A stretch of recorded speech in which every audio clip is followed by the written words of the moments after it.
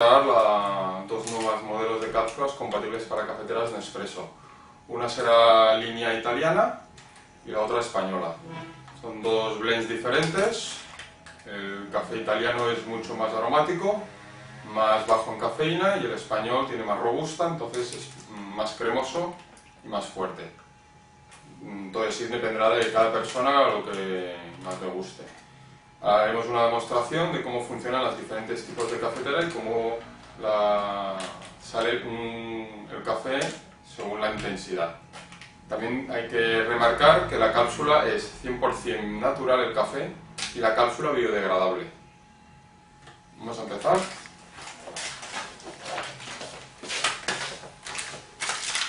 Van envasadas, cada una van envasadas con un gas inerto.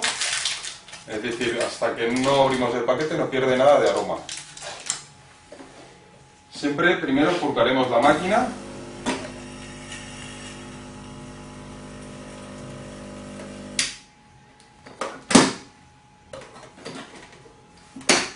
Colocaremos la cápsula.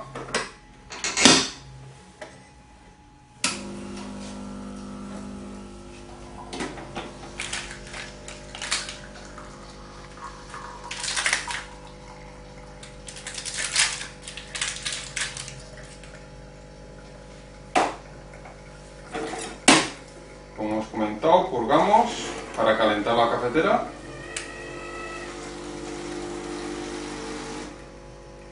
Y luego introducimos la cápsula.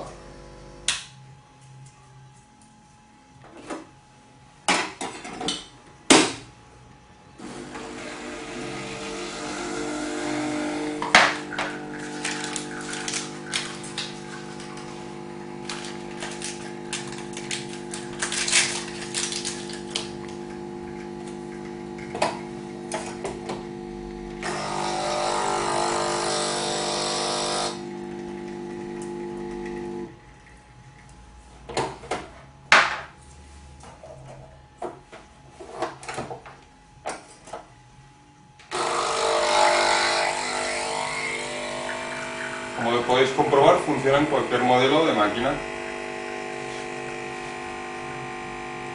Hay que indicar que la primera es un modelo italiano creado expresamente por Café Vergnano, el cual demuestra que tiene una presión y una temperatura real.